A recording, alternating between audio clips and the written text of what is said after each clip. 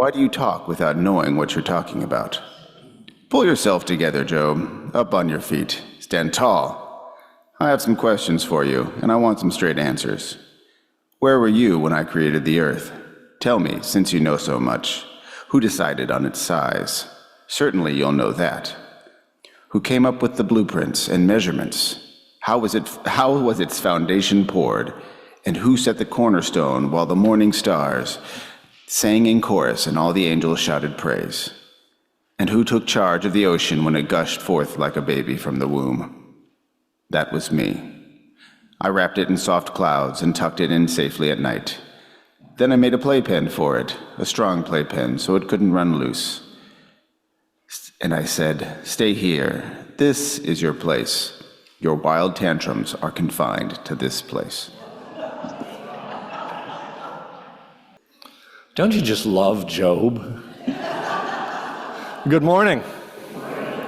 My name is Phil Hodson. It is my privilege to serve as your designated conference minister in the Pacific Northwest Conference. If you don't know what that is, it's kind of like a cross between a bishop and a Walgreens regional manager.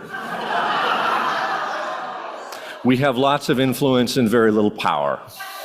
Don't let the medallion deceive you for anything. It is my absolute joy to get to be with you this morning and share in this story. When Courtney invited me to come and preach today and to look at the different texts, I thought, Job, this will be fun, right? So what is it about this story, the book of Job? Job is one of the oldest stories ever told.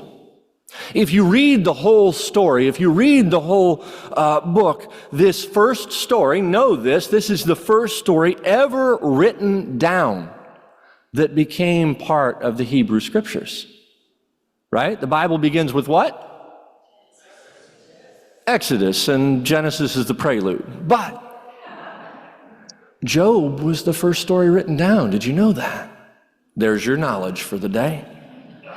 And when you read this story in its whole, here's what you will learn about this man named Job. You will learn that Job is a good man. The storyteller insists that Job is not just a good man, but Job is the most extraordinary man in his entire part of the planet. Job's kind of a big deal. He is also a wealthy man. He's got land and crops and animals and servants and children. But over the course of the story, everything falls apart for this man named Job. Much of his wealth is stolen. The rest is consumed by fire. And his children are killed in a tragic accident. And as if that isn't more agony than one human being can bear, Job ends up with these painful sores all over his body. And he sits in a heap of ashes, mourning his loss. He's got this broken shard, this broken piece of pottery, and he scrapes his skin just to try to get some form of relief. And then his wife comes alongside him and says to him, Job, are you still holding on to your integrity? Curse God and die. That's a supportive spouse. And then Job's friends come along. They come along and they sit with Job and they discuss what has happened to him. And each one has their own opinion about why Job is suffering like this. So they take turns giving their answers and their explanations to his woes, because that's what we want, right? When we suffer, we want answers and explanations, right? Because that makes us feel better. We want to know what? We do want to know why, right? We want to know, why do bad things happen to good people? Amen? We wonder this. Is it just fate? Is it just fate or chance or bad luck? Is it some sort of divine judgment or punishment? Or are we pawns in some larger cosmic wager? So these friends, they sit with Job and they give their answers and explanation. And Job defends himself. They give their opinions and Job replies with his perspective on all that has happened. So they debate, they discuss, they question, they confront, and in the end, now that everybody has their chance to speak as you read this story, who hasn't spoken yet? God. God speaks. God speaks not just in that still small voice that we so speak of and appreciate, but God speaks out of a violent storm, a whirlwind. And when God speaks, we discover that God has questions for Job. God asks Job, why do you confuse the issue? Why do you talk without knowing what you are talking about? Get up, stand tall, God says, and I will question you, and you will answer me. Where were you when I laid the earth's foundation? Tell me if you understand, God says. Who marked off its dimensions? Surely, Job, you know. Who stretched a measuring line across it? On what were its footings set, or who laid its cornerstone? While the morning stars sang together and all the angels shouted praise. Who set the bounds of the sea when it burst forth like a baby from the womb? When I made the cloud its garment and wrapped it in thick darkness? When I fixed limits for it and set its doors and bars in place? When I said to the ocean, this far you may come, but no farther. Here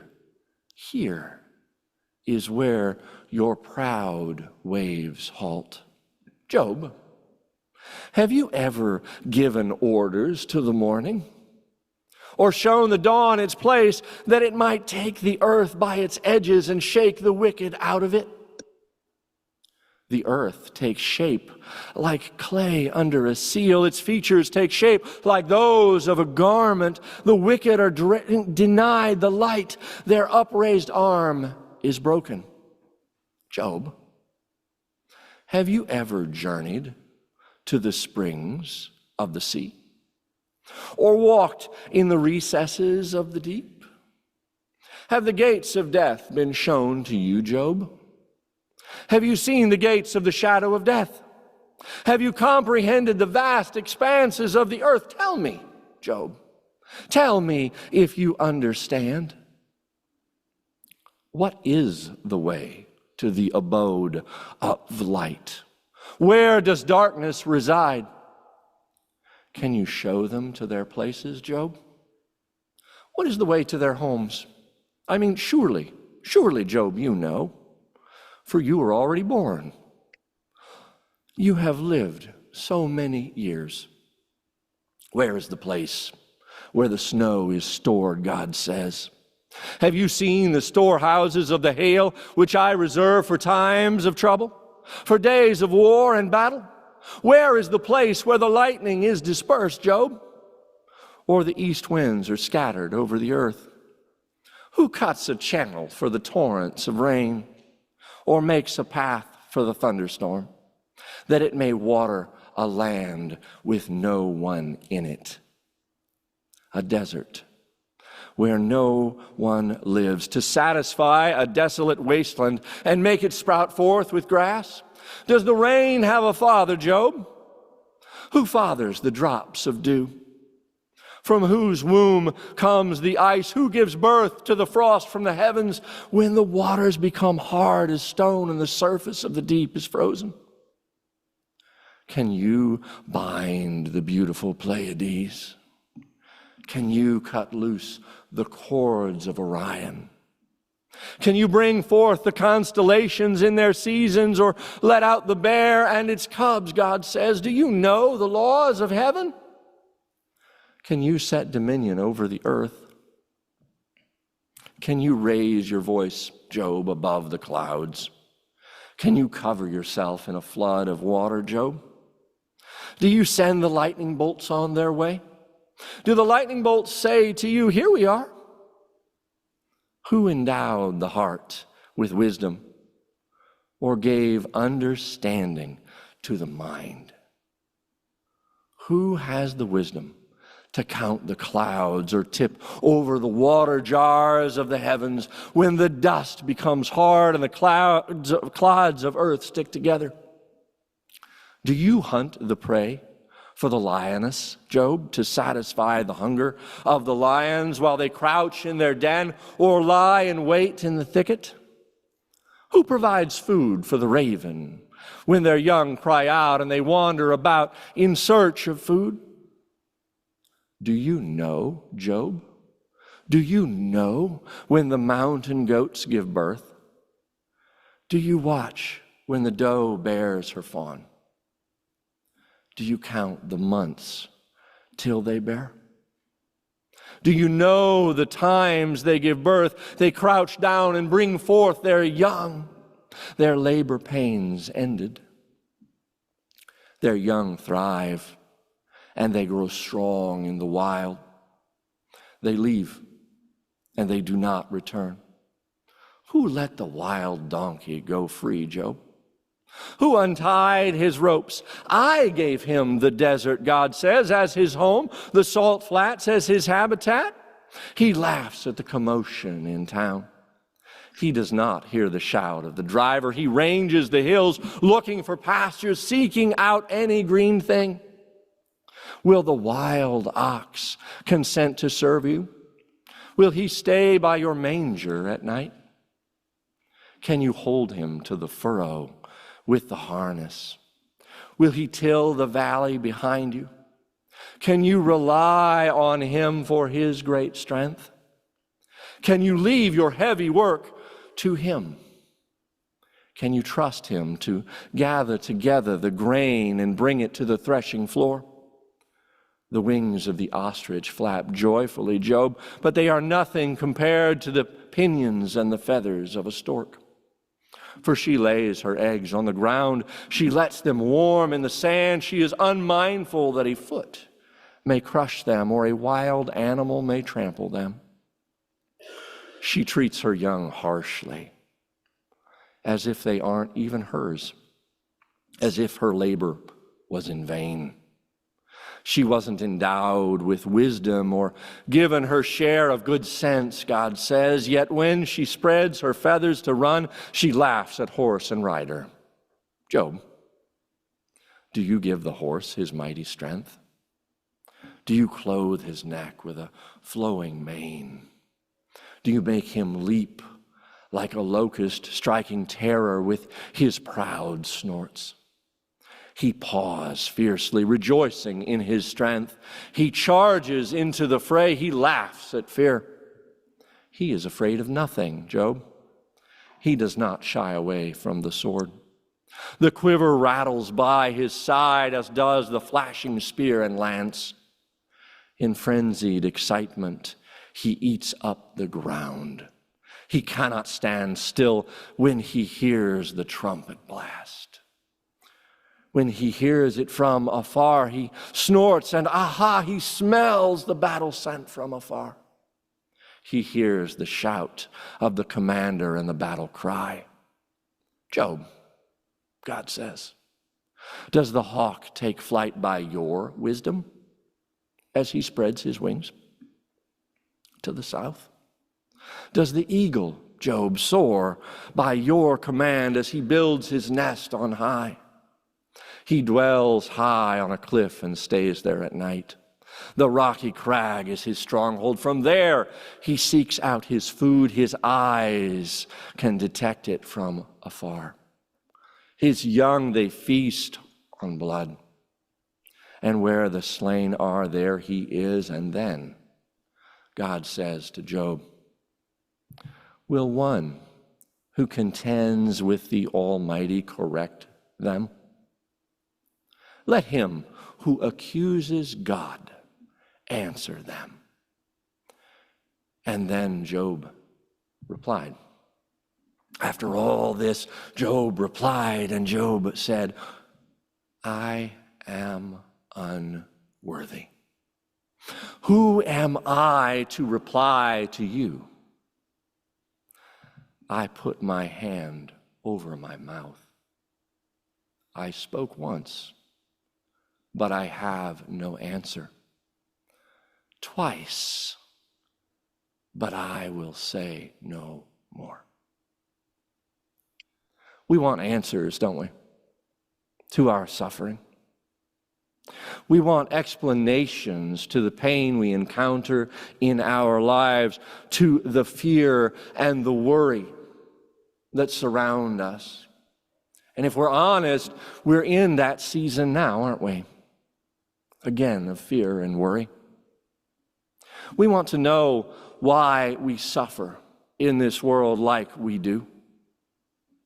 Can somebody please explain it? And there are times when the only honest, healthy, human thing to possibly do is to follow Job, to shout your question at the divine, to shake your fist, to rage against the heavens and demand that explanation. But true wisdom, the kind that we find in the story of Job, the kind that endures and sustains a person through their suffering, that kind of wisdom knows when to speak and when to keep still. Because your story, our stories, they are not over. In times of suffering, in times of fear, the last word has not been spoken yet. And there may be way more going on here in this life than any of us realize. So what are we to do with that? What are we to do with this strange old story, the oldest story in the Scriptures, of this man and his suffering, and to translate it to what we see out in the wider world, to what's happening in Ukraine and Gaza and right here in our nation today? What are we to do to translate this story into the burdens that we bear in this space, that we bring into God's house this morning? Maybe sometimes it's to stop and listen, to realize our place in this larger cosmic order, to make room for God, to speak once, and then listen and say no more, knowing that that peace which passeth all understanding is still ours, even in our toughest moments. May it be so for us this day. Amen and amen.